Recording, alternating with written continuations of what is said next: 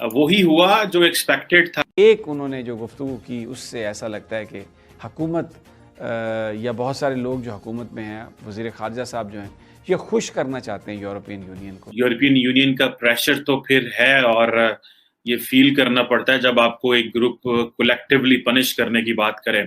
आज ज़ख्म हरे कर दिए शाह महमूद कुरैशी साहब ने ये बात करके कि कोई रेडिकल ग्रुप हमें डिक्टेट नहीं कर सकता।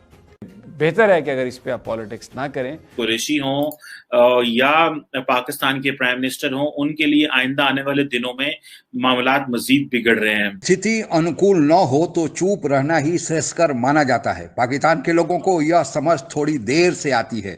बड़बोने पल में कहिए या फिर पैगंबर मोहम्मद साहब के तस्वीर के मामले में फ्रांस और यूरोपियन यूनियन से पाकिस्तान ने पंगा तो ले लिया, पर जब उसके परिणाम सामने आने लगे तो फिर उसको घुटने के बल झुकना पड़ा। फ्रांस और यूरोपियन यूनियन का मान मनोबल का दौर जारी है। इसी खबर को विस्तार देती आज की परिचर्चा, आइए आगे सुनते हैं। वही हुआ जो एक्सपेक्टेड था। यूरोपियन यूनियन का प्रेशर तो फिर है, और ये फील करना पड़ता है जब आपको एक ग्रुप कलेक्टिवली पनिश करने की बात करें।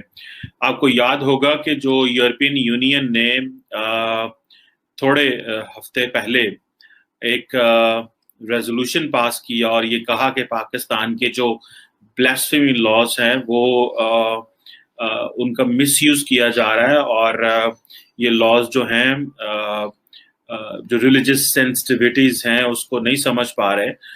तो जो यूरोपियन पार्लियामेंट ने कहा, हमें आज उसका जवाब देना पड़ गया। शाह महमूद कुरैशी जो हैं उन्होंने यूरोपियन यूनियन के लॉ मेकर्स को बताया है कि कोई ग्रुप जो है वो पाकिस्तान को डिक्टेट नहीं कर सकता। कोई आर्म्ड ग्रुप, अनआर्म्ड ग्रुप हमें डिक्टेट नहीं कर सकता। एक उन्होंने जो गुफ्तगू की उससे ऐसा लगता है कि हुकूमत या बहुत सारे लोग जो हुकूमत में हैं, वज़ीर ख़ारजा साहब जो हैं, ये खुश करना चाहते हैं यूरोपियन यूनियन को, और ये तासुर देने की कोशिश कर रहे हैं कि लब्बैक की जो मूवमेंट थी, लब्बैक की जो कैंपेन थी, उसकी बुनियाद पर हम हुकूमत जो है वो फ्रांसीसी सफ़ीर को बाहर नहीं भेजेगी, फ़्रांस के ख़िलाफ़ कोई सैंक्शंस नहीं लगाएगी, और उनको रेडिकल कहा, यानी लब्बैक को रेडिकल कहा। अब ये एक बड़े अफसोस की बात है कि एक हमारा डोमेस्टिक इशू है और वज़ीर ख़ारजा यूरोपियन यूनियन को उस हवाले से बताने की कोशिश कर रहे हैं।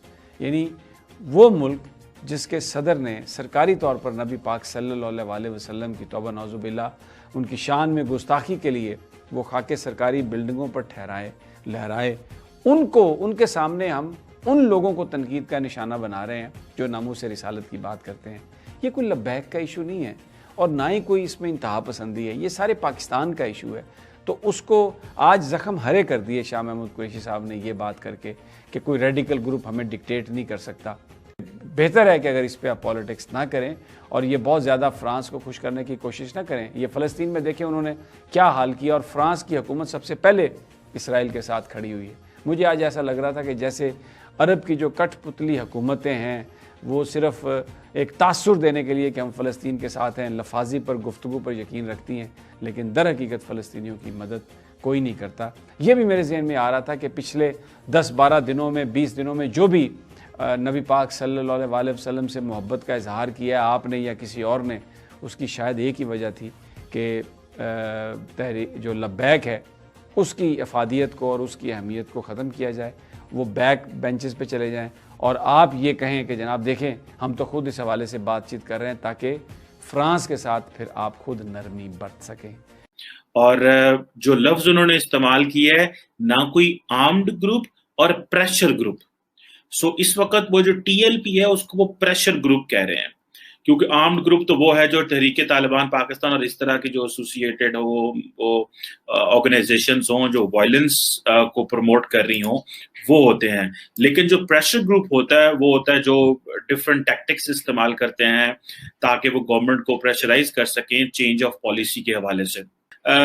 जैसे मैंने पहले कहा कि शाह महमूद कुरैशी ये तो नहीं कहेंगे कि टीएलपी का नाम नहीं लेंगे, ठीक है जी, वो क्या नाम लेंगे, इनको प्रेशर ग्रुप कहेंगे। सो बात यही है कि जब आप बाहर वालों को जवाब देना पड़ता है, यूरोपियन यूनियन को, अमेरिकन को, वेस्टर्न नेशंस को जवाब देना पड़ता है स्टेट को कि भाई आप क्या जो मिलिटेंट माइंडसेट के लोग हैं उनको किस तरह सपोर्ट कर रहे हैं, उनके बारे में किस तरह का थॉट रखते हैं, क्योंकि आपने तो उनके कहने पे जो एक रेजोल्यूशन भी पार्लियामेंट में पास कर दिया था, तो आपकी क्या पोजीशन है उस हवाले से? हथियार तो भारत के देखा देखी चोरी से बना लिया, पर आर्थिक स्थिति नहीं सुधार पाया, लिहाजा उसे हर समय कर्ज के लिए सऊदी अरबिया, यूएई, चीन, आईएमएफ, वर्ल्ड बैंक आदि के तरफ बार बार हाथ फैलाना पड़ता है। जो कर्ज देगा वह अपनी बात भी मनवाएगा, और ऐसा ही पाकिस्तान के साथ हो रहा है। यूरोपियन यूनियन ने तो सीधे तौर पर पाकिस्तान को कर्ज नहीं दिया, पर अपने यहाँ के मार्केट में सभी 26 यूरोपियन यूनियन के देशों ने पाकिस्तान के सामानों को, जो पाकिस्तान में सामान उत्पादित होते हैं, उनको अपने यहाँ विशेष सहूलियत प्रदान किया, जिसके कारण पाकिस्तान के सामान का वहाँ पर मांग कई गुना बढ़ी और व्यापार में भी कई गुना वृद्धि हुई, जो पाकिस्तान के आर्थिक सेहत के लिए बहुत अच्छी बात थी। पर फ्रांस में जो पैगंबर मोहम्मद साहब की तस्वीर बनाई गई थी, और उसके कारण अन्य मुस्लिम देशों में तो थोड़ा बहुत मुजाहरे हुए, प्रदर्शन हुए, पर पाकिस्तान में इसका परिणाम और प्रतिक्रिया सबसे ज़्यादा देखने को मिली। यहाँ तक कि एक धार्मिक कट्टरपंथी पार्टी तहरीके लबैक ने 7 दिनों तक पूरे पाकिस्तान को बंधक बना लिया था, और इस दौरान न जाने कितने जान माल का नुकसान हुआ, कितने पुलिसकर्मियों को, निर्दोष लोगों को अपने जान से हाथ धोना पड़ा। फ्रांस के राजदूत को भी पाकिस्तान से बाहर निकालने की बात होने लगी, लेकिन इन सब के प्रतिक्रिया स्वरूप फ्रांस ने, और फिर फ्रांस के इशारे पर सभी यूरोपियन यूनियन के देशों ने जब पाकिस्तान पर आर्थिक प्रतिबंध लगाना शुरू किया, नकेल कसना शुरू हुआ, तब पाकिस्तान की चीखें निकलनी शुरू हो गई, गरीबी में आटा गीला हो गया। इसी कारण पाकिस्तान को झुकना पड़ा और माफी मांगकर फ्रांस और यूरोपियन यूनियन से संबंध को सुधारने की बात चाली है। क्या परिणाम निकलेगा यह तो वक्त ही बताएगा, पर यह भी संभावना है कि इसी दबाव के चलते पाकिस्तान अमेरिका को अपने यहाँ हवाई अड्डा भी दे दे, जो अमेरिका मांग कर रहा है।